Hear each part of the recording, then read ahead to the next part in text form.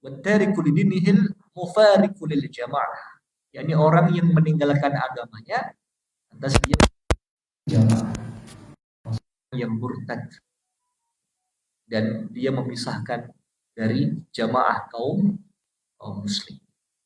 Ini 3 sebab yang menyebabkan darah seorang muslim menjadi halal. Pada prinsipnya darah seorang muslim haram. Ya terjaga, harus dijaga dengan sebaik-baik. Rawahu Bukhari wa Muslim. Hadis ini menerangkan tentang betapa berharganya nyawa manusia, apalagi nyawa seorang muslim. La yahillu damu imri'in muslimin. Tidak halal darah seorang muslim, haram hukumnya menumpahkan darah seorang muslim tanpa alasan yang dibenarkan. Jangankan darah seorang muslim, darah non-muslim saja, darah manusia saja, kehidupan manusia amat dihargai oleh Islam. Apalagi darahnya orang muslim. Maka Allah Subhanahu wa taala berfirman tentang betapa tingginya derajat untuk memelihara kehidupan manusia. Allah berfirman dalam Al-Qur'an surah Al-Maidah ayat ke-32. 32. A'udzu billahi minasyaitonir rajim. Bismillahirrahmanirrahim. Man qatala nafsan bighairi nafsin. Barang siapa yang membunuh seorang manusia bukan karena dia membunuh orang lain, au fasadin fil ardi, atau karena dia berbuat fasad, berbuat kerusakan di muka bumi, fa ka'annama qatalan nasa jami'ah, maka seakan-akan dia telah membunuh semua manusia. Diumpamakan oleh Allah, barang siapa yang membunuh manusia lain tanpa ada alasan yang dibenarkan, maka diumpamakan dia seperti membunuh semua manusia. Waman ahyaha, dan barang siapa yang memelihara kehidupan manusia, kata Allah, faka'annama ahyan nasa jami'an, maka seakan-akan dia memelihara kehidupan semua manusia. Betapa Islam itu menghargai kehidupan. Bahkan darahnya non-muslim pun dijaga oleh Islam. Tidak dalam kondisi damai, bahkan dalam kondisi perang pun umat Islam harus menjaga kehidupan. Jadi dalam aturan perang Islam itu ketat. Allah Subhanahu wa taala berfirman dalam Al-Qur'an surah Al-Baqarah ayatnya 190. Allah berfirman, a'udzu billahi minasyaitonir rajim. Bismillahirrahmanirrahim. Wa qatilu fi sabilillah, dan perangilah di jalan Allah, alladzi yuqatilunakum, orang-orang yang memerangi kamu. Wala ta'tadu, dan janganlah kamu berlebihan atau janganlah kamu melampaui batas. Innallaha la yuhibbul mu'tadin. Sesungguhnya Allah tidak menyukai orang-orang yang melampaui batas. Maka hadirin yang dicintai oleh Allah, makna ayat ini dalam tafsir Al-Qurtubi dijelaskan, Ibnu Abbas, Umar bin Abdul Aziz, dan Mujahid menafsirkan ayat ini, perangilah orang-orang yang mereka memerangi dan jangan sampai melampaui batas. Maksudnya adalah membunuh perempuan, membunuh anak-anak, membunuh tokoh agama mereka, dan semisal. Masya Allah. Jadi cukup perangi mereka yang memerangi kamu. Tidak boleh ikut membunuh anak-anak atau perempuan atau bahkan tokoh-tokoh agama mereka. Jadi betapa indahnya Islam itu, ajaran Islam itu untuk diterapkan. Hari ini kita lihat ya, di Gaza itu bukan perang tentara lawan tentara ya Pak ya, tapi perangnya tentara dengan anak-anak dan perempuan. Betapa banyak kemudian rakyat Gaza yang dibantai, yang porsinya itu lebih besar perempuan dan anak-anak. Na'udzubillahi min dzalik. Maka jika darah seorang non-muslim itu pun dijaga, apalagi darah seorang muslim. Hadirin yang dicintai oleh Allah Subhanahu wa taala, Nabi pernah berkhutbah ketika haji wada. Haji wada itu maksudnya haji terakhir, haji penghabisan. Nabi itu berhaji seumur hidup cuma sekali pada saat haji wada. Beliau berkhutbah di hari Idul Adha. Apa isi khutbahnya dan apa hubungannya dengan darah seorang muslim? Mari kita simak. An Ibni Abbas radhiyallahu anhu. Semoga Allah meridhoi keduanya. Abdullah dan ayahnya Abbas. Ibnu Abbas ini siapanya Nabi? Ya, keponakannya Nabi. Putra dari pamannya Abbas. Beliau adalah seorang yang ahli agama karena didoakan oleh Nabi langsung ya, supaya anak ini kelak akan menjadi orang yang pandai. An Ibni Abbas radhiyallahu anhuma anna Rasulullah sallallahu alaihi wasallam. Sesungguhnya Rasulullah sallallahu alaihi wasallam bersabda, khataban nasa yaumun nahar. Ketika beliau menjadi khatib di hari nahar, di hari raya kurban pada saat Idul Adha. Faqal, beliau bersabda, ya ayuhan nas, wahai sekalian manusia, ayu yaumin hadha, hari apakah ini? Maka para jamaah menjawab, yaumin haram, hari yang diharamkan. Maksudnya hari yang dihormati, hari yang disucikan. Qal, kemudian Nabi kembali bersabda, fa ayyu baladin hadha, lalu negeri manakah ini? Qalu, maka mereka menjawab, baladun haram, negeri yang diharamkan, tanah yang diharamkan, tanah suci. Qal, beliau kembali bersabda, fa ayyu syahrin hadha, lalu bulan apakah ini? Qalu, para sahabat menjawab, syahrun haram, bulan yang disucikan. Bulan apa, Pak? Kalau Idul Adha berarti bulan apa? Bulan Dzulhijjah. Bulan Dzulhijjah itu bulan yang disucikan, bulan haram ya. Allah Subhanahu wa taala berfirman dalam Al-Qur'an surah Al-Fajr, wal fajr walayalin asyr. 10 hari Allah bersumpah demi waktu yang 10, demi malam yang 10. Di antara para ulama menafsirkan yakni 10 hari pertama bulan Dzulhijjah itu merupakan 10 hari terbaik. Idul Adha tanggal 10 bulan Dzulhijjah. Jadi hari yang terbaik. Qal, beliau bersabda, fa inna dima'akum, sesungguhnya dima'akum, darah kalian, darah orang-orang muslim. Wa amwalakum, dan harta-harta kalian, maksudnya harta-harta orang-orang muslim. Wa aradakum, dan kehormatan kalian, kehormatannya orang-orang muslim. Alaikum haramun, adalah haram sesama kalian. Dijaga, sesama muslim dijaga, tidak boleh saling membunuh, tidak boleh saling mencela, tidak boleh saling mengambil harta dengan zalim, karena sesama muslim dijaga, harus saling menghormati. Kahurmatin yaumikum hadza, sebagaimana dihormatinya atau diharapkannya hari kalian ini. Fi baladikum hadza, di negeri kalian ini. Fi syahrikum hadza, dan pada bulan kalian. Masya Allah. Kemudian fa'adaha miraran, lalu beliau mengulang-ulang kata-kata itu, diulang terus ya. Kata-kata yang tadi diucapkan diulang. Thumma rafa'a ra'suhu, lantas beliau mengangkat kepalanya. Faqal, kemudian beliau bersabda, berdoa kepada Allah. Beliau bersabda, Allahumma ballaghtu. Beliau berkata, ya Allah, sungguh aku telah menyampaikan hal ini. Allahumma hal ballaghtu, ya Allah, sungguh telah aku sampaikan hal ini. Qala Ibnu Abbas, berkata Ibnu Abbas radhiyallahu anhuma, fa walladhi nafsi biyadi, maka demi zat yang jiwaku ada di tangannya, tangan Allah, innaha lawasiyatuhu ila ummati, sungguh wasiat tersebut adalah wasiat yang beliau pesankan kepada umat beliau. Masya Allah.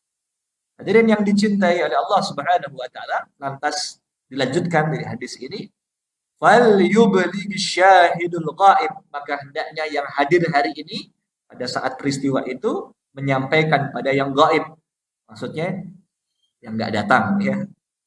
La tarji'u ba'di kuffaran, dan janganlah kalian kembali menjadi kafir sepeninggal aku, sepeninggal Nabi. Kemudian yadribu ba'dukum riqaba ba'd, sehingga kalian saling membunuh. Maka kemudian Nabi itu khawatir. Nabi berpesan kepada para umatnya untuk menjaga kehormatan seorang muslim, menjaga darahnya, menjaga hartanya. Karena Nabi berpesan, janganlah kalian baku pukul atau saling menumpahkan darah sepeninggalku. Rawahul Bukhari. Insyaallah. Hadirin yang dicintai oleh Allah, maka haram menumpahkan darah seorang muslim. Tapi dikecualikan. Tadi yang pertama apa, Pak? Ya, yang pertama karena berzina. Hadirin yang dicintai oleh Allah Subhanahu wa taala. An Abdullah ibnu Buraidah, dari Abdullah bin Buraidah, an abi, dari ayahnya, beliau berkata, qala Rasulullah sallallahu alaihi wasallam, bersabda Rasulullah sallallahu alaihi wasallam, kutlul mu'minin a'dhamu 'indallahi min zawalid dunya. Kutlul mu'min, membunuh seorang mukmin, a'dhamu, lebih besar, lebih dahsyat, indallah, di sisi Allah, min zawalid dunya, dibandingkan dengan hilangnya dunia. Jadi betapa berharganya darah seorang muslim. Bahkan darah seorang muslim itu lebih mulia, Pak, dibandingkan dengan Ka'bah. Padahal kalau kita punya uang, kita ingin sekali bisa berkunjung ke Baitullah. Ingin sekali bisa lihat Ka'bah. Tetapi Nabi bersabda, darah seorang muslim itu bahkan lebih mulia dibandingkan dengan Ka'bah. Nabi bersabda, An Ibni Abbas, dari Ibnu Abbas, beliau berkata, nadhara Rasulullah sallallahu alaihi wasallam ilal Ka'bah. Nadhar Rasulullah sallallahu alaihi wasallam, Nabi itu nadhar, melihat, min baiti ma a'dhamika wa a'dha hurumatik, betapa mulianya engkau wahai Ka'bah dan betapa terhormatnya Anda wahai Ka'bah. Nabi bersabda di hadis selanjutnya, walal mu'min a'dhamu hurumatu indallahu minka, tetapi perlu diingat, tetapi ketahuilah, al-mu'minu, seorang mukmin, a'dhamu, lebih besar, hurumat, kehormatannya, indallahi minka, di sisi Allah, dibandingkan dengan Ka'bah. Wa harrama minal mu'minina wa harrama minal mu'min thalatha, sementara dari seorang mukmin Allah mengharamkan 3 hal. Tadi di Ka'bah ada 1 hal, mukmin 3 hal yang diharamkan, yang dihormati. Yang pertama, damahu, darahnya, nyawanya, wa maluhu, hartanya, wa ayyudhanna bihi dhanna saw, dan kehormatannya. Artinya dia harus berprasangka baik terhadap sesama mukmin. Baik. Maka jiwa seorang muslim tidak boleh dibunuh, melainkan biihda thalathin, 1 di antara 3 hal. Sebab pertama tadi, as-sayyibuz zani, orang yang sudah menikah berzina, maka darahnya halal. Jika seorang berzina sementara dia sudah pernah menikah atau sudah menikah, bahasa fikihnya muhsan, maka hukumnya adalah dirajam. Apa Pak dirajam itu? Sudah pernah lihat orang dirajam? Belum. Karena memang di Indonesia hukum ini belum diterapkan, ya. Kecuali di daerah tertentu yang sudah ada undang-undangnya. Di mana? Di Aceh. Maka hukum ini diterapkan kalau sudah ada perangkatnya. Sudah ada hakimnya, sudah ada saksinya, sudah ada perangkat hukumnya, sudah ada alam rujuknya. Kalau belum bisa. Maka dia dirajam. Dirajam itu ya, sebagian tubuhnya itu dikubur, kemudian diikat, kemudian dilempari pakai batu sampai mati. Batunya tidak boleh terlalu besar dan tidak boleh terlalu kecil. Kalau terlalu besar itu bisa langsung meninggal, karena kan siksaan dirajam. Terlalu kecil bisa kelamaan meninggalnya. Maka tengah-tengah yang sedang, sebagai bentuk ya, azab di dunia, supaya Allah mengampuni dosa. Tapi perlu diingat, ya, wewenang ini adalah wewenang pemerintah yang sah. Jadi tidak boleh sekelompok masyarakat main hakim sendiri. Oh, ada orang yang berzina tetangganya, terus kemudian dirajam rame-rame. Nggak boleh, dosa. Jadi harus pemerintah yang sah. Adapun jika dia ghairu muhsan, dia belum menikah, maka hukumnya diapakan? Didera atau dicambuk ya sebanyak 100 kali. Di Aceh kalau Bapak lihat videonya itu ya, ketika mau dieksekusi, kalau dicambuk diperiksa dulu kesehatannya. Kalau dalam kondisi sakit, tunda. Khawatir ketika dicambuk nanti meninggal. Jadi sampai ditunggu betul, kondisinya sehat betul, baru dia menjalani hukum cambuk. Rasulullah SAW pernah merajam perempuan yang berzina. Nah, kita simak hadisnya. Annam ra'atun min jahainah. Ya. Anna, ada sesungguhnya, annam ra'atun, ada seorang perempuan. Min Juhainah, dari Bani Juhainah. Atat Nabi Allah sallallahu alaihi wasallam. Datang kepada Nabi sallallahu alaihi wasallam. Wahia hubla minaz zina. Wahia hubla, dan dia hamil minaz zina, dari hasil zina. Faqalat, maka dia berkata, ya Nabi Allah, wahai Nabi Allah, asabtu haddan, asabtu hadan, fa'aqimhu alayya. Aku telah melakukan sesuatu yang menyebabkan aku ini layak dirajam. Maksudnya dia berzina. Kemudian dia minta, tegakkanlah had kepada, tegakkanlah had hukum kepada. Had itu tunggal, jamaknya hudud, hukuman. Faja'a Nabi Allah sallallahu alaihi wasallam. Lantas Nabi sallallahu alaihi wasallam memanggil waliyah, walinya, wali perempuan dipanggil.